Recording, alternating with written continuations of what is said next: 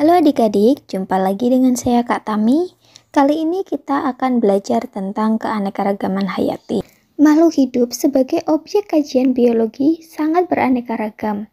Agar mudah mempelajarinya, para ahli melakukan klasifikasi untuk menyederhanakannya. Klasifikasi makhluk hidup adalah pengelompokan makhluk hidup berdasarkan ciri-ciri tertentu yang dimilikinya. Beberapa dasar klasifikasi digunakan dalam melakukan klasifikasi, antara lain berdasarkan ciri-ciri fisik, morfologi, cara bereproduksi, manfaat, ciri-ciri kromosom, kandungan gen di dalam kromosom, dan kandungan zat biokimiawi. Berdasarkan dasar-dasar klasifikasi tersebut, sistem klasifikasi makhluk hidup dapat dibedakan menjadi sistem alamiah, sistem artifisial atau buatan, sistem filogenetik, dan sistem modern. Klasifikasi sistem alamiah adalah klasifikasi untuk membentuk takson-takson yang bersifat alamiah atau sesuai dengan kehendak alam. Dasar yang digunakan adalah adanya persamaan sifat, terutama sifat morfologinya. Klasifikasi sistem alamiah dikemukakan pertama kali oleh Aristoteles. Sedangkan klasifikasi sistem artifisial adalah klasifikasi untuk tujuan praktis, misalnya berdasarkan kegunaannya. Berdasarkan kegunaannya, tumbuhan dikelompokkan menjadi tanaman obat. Contohnya ada jahe, kina, kayu putih, dan ginseng. Ada yang dikelompokkan sebagai tanaman hias, antara lain ada mawar, melati, cempaka, dan anggrek. Klasifikasi sistem artifisial diperkenalkan pertama kali oleh Carolus Linnaeus. Ia mengelompokkan tumbuhan berdasarkan alat reproduksi seksualnya atau bunga, sedangkan kelompok mamalia diberi nama berdasarkan keberadaan kelenjar susu atau mamai. Sedangkan pada sistem filogenetik, klasifikasi didasarkan pada jauh dekatnya hubungan kekerabatan antar organisme atau kelompok organisme dengan melihat kesamaan ciri morfologi, struktur anatomi, fisiologi, dan etologi atau perilaku. Filogeni merupakan hubungan kekerabatan antar organisme berdasarkan proses evolusinya. Klasifikasi sistem filogenetik diperkenalkan sejak munculnya teori evolusi yang dikemukakan oleh Charles Darwin. Selanjutnya, klasifikasi sistem modern dibuat berdasarkan hubungan kekerabatan organisme atau filogenetik, ciri-ciri gen atau kromosom, serta ciri-ciri biokimia. Pada klasifikasi sistem modern, selain menggunakan dasar perbandingan ciri-ciri morfologi, struktur anatomi, fisiologi, etologi, juga dilakukan perbandingan struktur molekuler dari organisme yang diklasifikasikan. Selanjutnya kita akan bahas tentang tingkatan takson. Tingkatan takson adalah rangkaian unit atau kelompok makhluk hidup yang disusun mulai dari tingkat tertinggi hingga tingkat terendah. Urutan tingkat takson mulai dari tingkat tertinggi ke tingkat terendah yaitu ada kingdom atau regnum, phylum atau divisio, kelas, ordo, family, genus, spesies, dan varietas. Kingdom merupakan tingkatan takson tertinggi dengan jumlah anggota takson terbesar. Selanjutnya ada phylum, yaitu digunakan untuk takson hewan, sedangkan divisi digunakan untuk takson tumbuhan. Nama divisi pada tumbuhan menggunakan akhiran pita. Contohnya, ada kingdom plantae dibagi menjadi 3 divisi, antara lain ada bryophyta, Pteridophyta, dan Spermatophyta. Selanjutnya ada kelas, yaitu anggota takson di setiap phylum atau divisi dikelompokkan lagi berdasarkan persamaan ciri-ciri tertentu.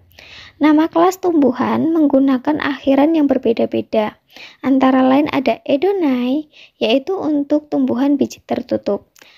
Ada Opsida, yaitu untuk lumut, dan Pisceae, yaitu untuk alga. Selanjutnya ada ordo. Nama ordo pada takson tumbuhan biasanya menggunakan akhiran ales. Contohnya yaitu Solanales dan Cucurbitalis. Selanjutnya ada famili. Nama famili pada tumbuhan biasanya menggunakan akhiran ACE. Contohnya yaitu pada famili Solanaceae dan Cucurbitaceae. Sedangkan pada hewan, penggunaan akhiran katanya yaitu idae. Misalnya, ada Felidae atau kucing dan Canidae atau anjing. Selanjutnya ada genus. Kaidah penulisan nama genus yaitu huruf besar pada kata pertama dan dicetak miring atau digaris bawahi. Sebagai contoh ada genus Zea dan genus Oryza. Selanjutnya ada spesies atau jenis. Nama spesies terdiri atas dua kata. Kata pertama menunjukkan kata genusnya, dan kata kedua menunjukkan nama spesifiknya.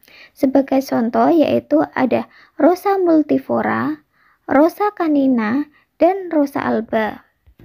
Selanjutnya ada varietas atau ras.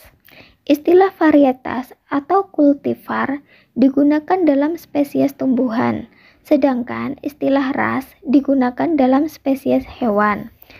Cara penulisan kultivar adalah dengan memberi tanda petik dan tidak dicetak miring.